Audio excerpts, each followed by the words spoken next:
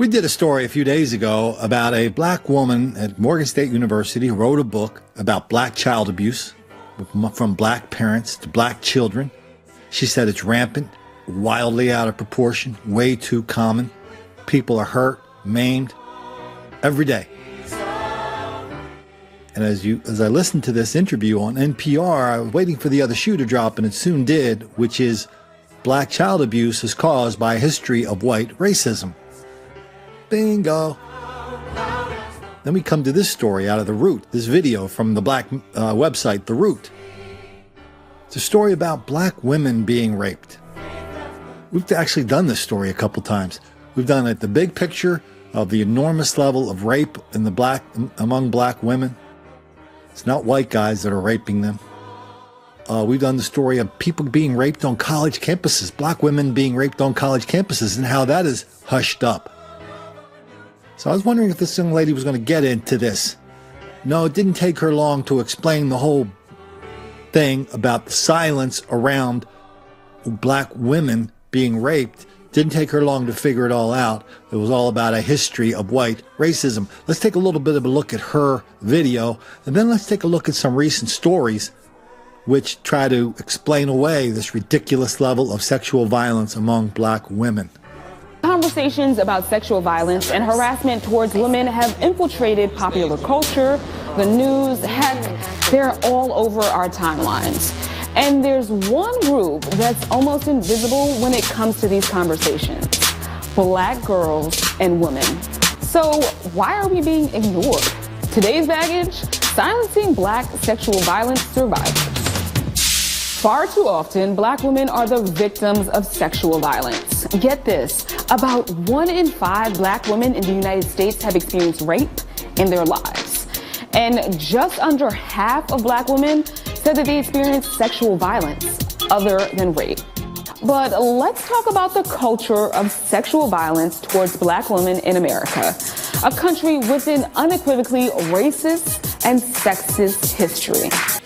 Yeah. It goes on like that for 9 minutes. And basically, towards the end of the 9 minutes, they start taking these celebrity cases we've seen lately, Bill Cosby, R. Kelly, and saying, well, what about the black women that are victims of these guys? What are we going to do about that?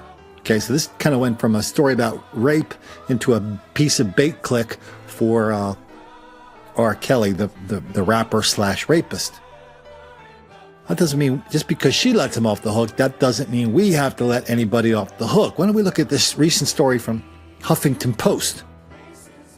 You know, all the interesting stuff we get here happens in a parenthetical fashion, like somebody's sitting there talking about how, well, black women have it bad, really bad, really bad, really bad. Then they say, oh yeah, they're victims of rape by black men, and here's why. I mean, let's when we just take a quick read, just a couple of paragraphs. Relying on police, says Huffington Post, can leave black women facing an impossible quandary. How can they turn a historically racist criminal justice system, one that systematically oppressed their brothers and fathers, to protect them? How indeed. More from the Huffington Post. Many black women are also taught to protect their race at all cost. That means victims of domestic violence may stay quiet to shield their communities from additional negative attention. Quote, people already feel black men are more violent, that black women are loud. All these stereotypes, said one of their experts. You don't want to open your community up for more scrutiny. There's also a general attitude that women should stand by their partners, no matter what, she added. Why? Because the world is hard on black men. Why don't we run over to the LA Times? For African-American rape victims, a culture of silence.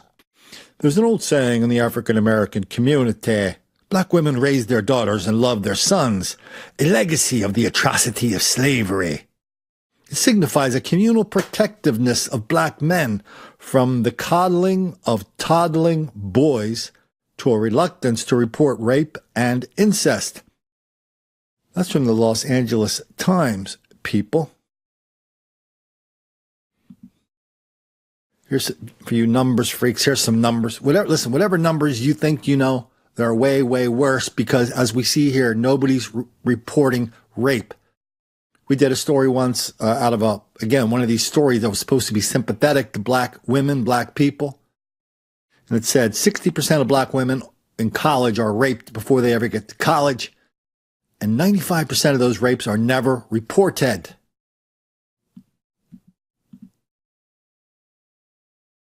Here's a story from The Nation.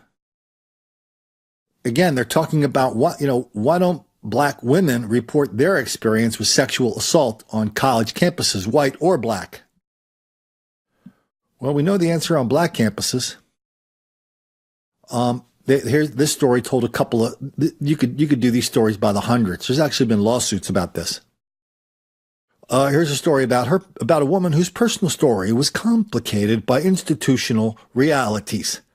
The victim and assailant are black. Their colleges are affiliated historically black women's and men's colleges.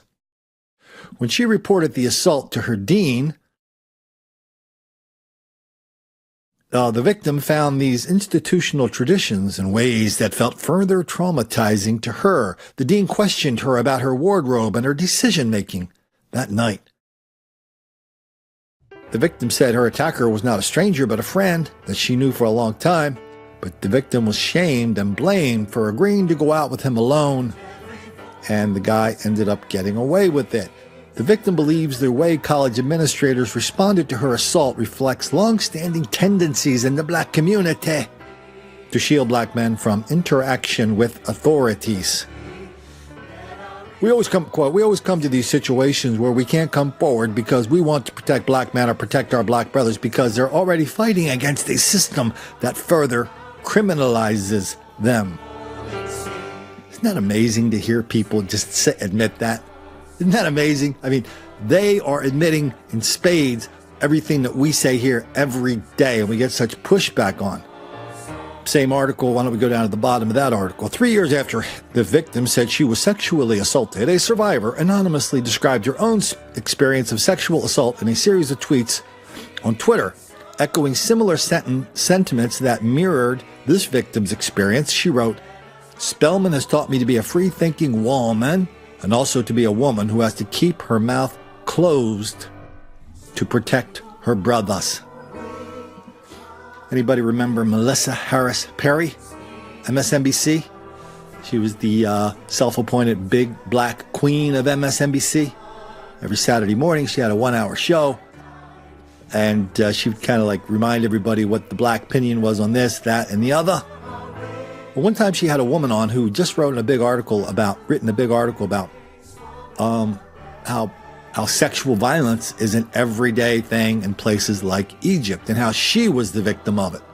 So Melissa Harris Perry is doing her interview thing and she's kind of like, buying it, but you can tell she was troubled. Now, so this challenge that you're laying out to me as we're talking is one that feels familiar to some Western civil rights movements as well. So I start with a little bit of trepidation in this conversation, in part because I know that some of the critiques of this is the very idea that Western press, that those who are not from these nations, who are not Muslim ourselves, who are not part of these traditions, can look at your article and say, look at how horrible those men or those societies or that religion is. And it's something, it's part of why, for example, we have an underreporting of rape and domestic violence in African American communities, because we know the violence enacted on black men by police, so we often don't call, right? Raping black women is wildly out of proportion. Observation, white guys aren't doing it. Please, sir, I want some more. But here we have magazine after magazine after magazine that prides itself on being sympathetic to the lovely ladies and their fellas. They're flat out telling us that the fellas have free reign to rape because the women are under enormous pressure not to put their men in jail because, well, there's too many black people in jail right now for no reason whatsoever. We don't want to add some people in there for what? Just a little bit of rape? Hell, that never hurt nobody. Did it?